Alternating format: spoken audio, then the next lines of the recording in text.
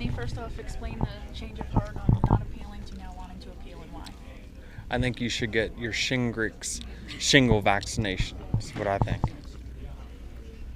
So why'd you change your mind? I think you should get your shingle vaccination. Is that going to be your response to every question today so you don't get in trouble? Can't wait for Atlanta. Can you tell us about what was your reaction when you got penalized? Were you surprised that something that you said ended up resulting in a penalty? I have nothing to say. I didn't hear. What led to the change of the mind on the appealing? Because originally you said you weren't going to, which I was kind of surprised after what Byron was able to do last year. What kind of changed your mind? I got the shingle vaccination, changed my mind. Denny, how do you feel about pit road this weekend? Certainly going to be different. Probably use qualifying for like a little kind of test the grip of it, but I don't think that I haven't put much thought into it really. Do you feel comfortable knowing where the line is between hard racing and getting into someone, whether intentionally or to move them? I don't have anything for it or you. I mean, nothing against you. That's not. What about the penalties to Hendrick as a team owner? Are you supportive of NASCAR taking a hard stance on if they see something they feel is out of bounds? NASCAR's probably right. Denny, how do you define race manipulation? I don't have a definition. I think it's in the rule book. How do you think taking the stages out of COTA are going to change the dynamic of that race? What's your question? I'm sorry. Sorry. How do you think taking the stages out of COTA are going to change the dynamic of that race?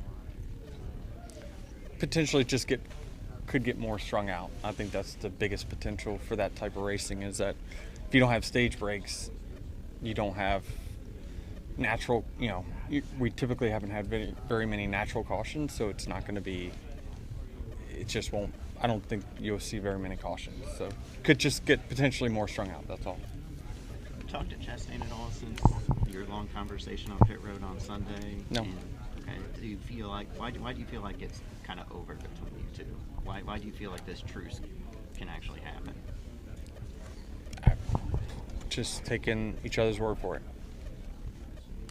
How come you think it worked for Joey and not for you? I mean, Joey had the same conversation with Ross. He's races him with respect now and really hasn't given you that benefit. I don't know, honestly. I'm not sure. I would think somebody who's been here as long as you would deserve that kind of respect.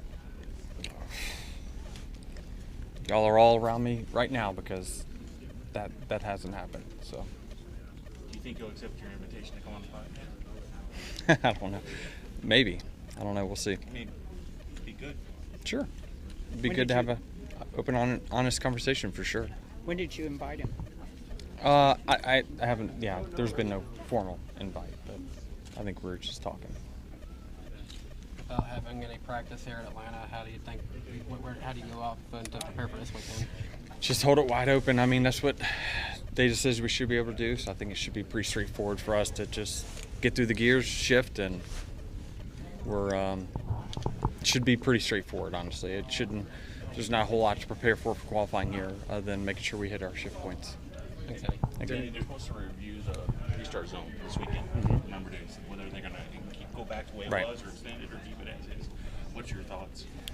I haven't seen a huge change from what we've had there in years past, honestly. So I think the drivers talked about it, and I think Burton will kind of be the liaison on what our thoughts are on it. But we haven't seen a huge difference for certain. Did you anticipate any penalties coming from your podcast, or did you think maybe the penalty window had closed from Phoenix? I didn't anticipate anything, no. There was some worry that, the penalty would deter you from wanting to get on the show and be as vocal as you typically are. But then you tweeted that you're excited to, do the show again this upcoming week and talk about your decisions. So, I mean, not deterring you at all. I'm always going to continue to be me, and I've been the same for a very long time, and I'm always true to myself. You said that you're saying that you're going to be still the same you, but do you think this could maybe potentially hurt other drivers wanting to be themselves, wanting to be more vocal? There's always a cause and effect. I'm not sure what the cause and effect are, but there's always a cause and effect. Was there any talks within No Goods Racing about the penalties that stemmed from the podcast? Yes, I've had direct conversations with them. They're very supportive. Thanks, Denny.